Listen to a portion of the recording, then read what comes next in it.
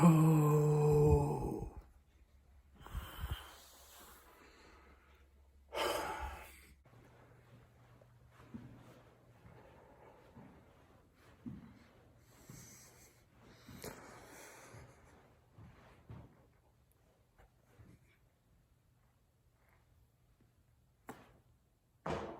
I got nothing.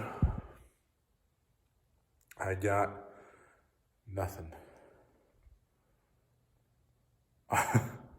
I lost to Jamaica.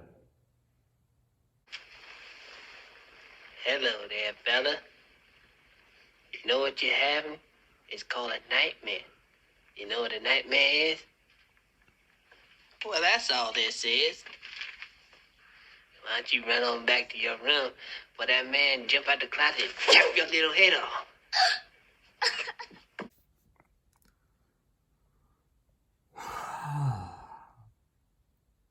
Here are the scores. Go Whisperer falls to Team Jamaica. 109 to 130. Team Kendall falls to Team Bread for this. Right now, Team Bread for this is one of the top heavy hitters. Scored pretty high. Dalvin and the Chipmunks runs away with the win over Orange Crush. Once again, one of the teams to beat. That's what I said from the beginning, right? And Orange Crush is not a pushover either, so it was a close game. Battle of the Titans there. Stop, drop, and roll runs, 107 to 78. 78 to ATG. You had a lot of injuries, man. Good luck, buddy. As injuries suck. In my other league, I got like 3 guys injured. It's horrible. But poor guy. 78. Super Cheese falls again. I guess that knockdown punch last week, losing to a team like mine, really did some damage because he fell to the Wannabes. Actually, that was a really close game. I feel kind of bad for you, Super Cheese, because you lost by like a point last week. You lose by a point this week. That is frustrating, man. Really is. So keep going. As they said with the Falcons last year, they said they're one of the best. I don't know whether they 2-7 teams. 2-7 is their record or something. It was some ridiculous number. They're like, they're one of the best 2-7 teams there is. Team Super Cheese, you are one of the best 1-3 teams there is, man, with that record.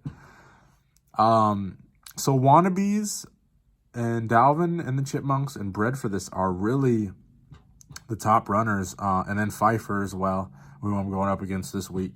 It's looking ugly by the projections, but Wannabes are still unbeaten, so that's something to be honored, I guess. I don't know. You barely beat me in the first week, but you're unbeaten, so that's something to say. Even though you didn't even draft your own team, you auto-drafted. Stupid. And then almost Canadian. Now, I'm going to say almost Canadian Warriors all the time just for the sake that I know it bothers Mr. Almost Canada. All right, so we have here Team Almost Canadian Warriors and Team Corey Pfeiffer. They're going against each other this week. Who's going to win? Well, him, but you don't know how to read. He's not Canadians, almost Canada Warriors. Whatever. Stop being so mean. So I'm here with Team Almost Canada, and I think he's going to win this week. So at this point, we don't know, but by the time you see this video, we'll know whether he beat Team Corey Pfeiffer, and I'm rooting for him. Not Pfeiffer, I'm rooting for him, because Pfeiffer doesn't watch my videos. Don't root for lose? What? Don't the people who root for lose? No. So the almost Canadian Warriors fell again. You know, I feel like God's cursing you, almost Canada, for not giving me Cordell Patterson. So maybe you should just throw him overboard like Jonah, and maybe the waters will finally calm. Just saying, just a thought. So anyways, he loses to Team Corey Pfeiffer. Not by a lot, though. So 10 points, I think it was. 125 to 135. Anyways, guys, we have standings here. You can go through, look all that. You can look on that. Anyways, I have something I just want to talk about, and it's not my loss. Just mind-boggling. But that's not what I want to talk to you about. So it made it really difficult yesterday and today. It's something that happened. So A.J. Brown was dropped, and he's one of the better receivers in the NFL.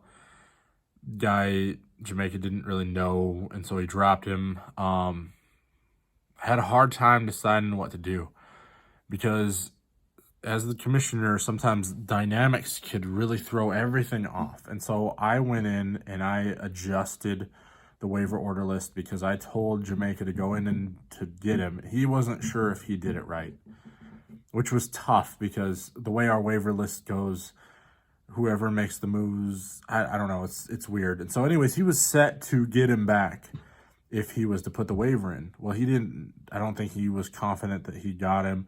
So I moved myself down from like spot 12 to make sure and get him, and so I'm giving him back.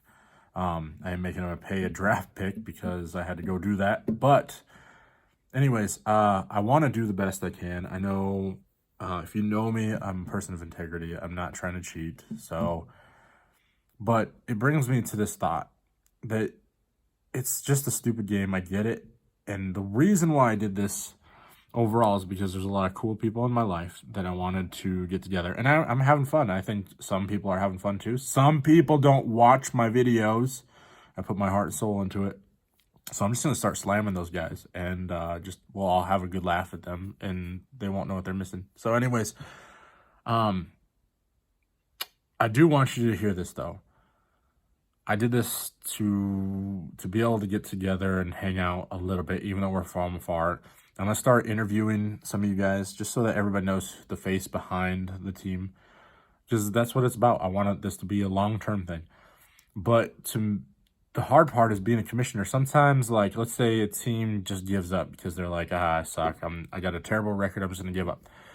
If another team plays that team twice and nobody else does, like, let's say I'll play somebody once and somebody else plays them twice.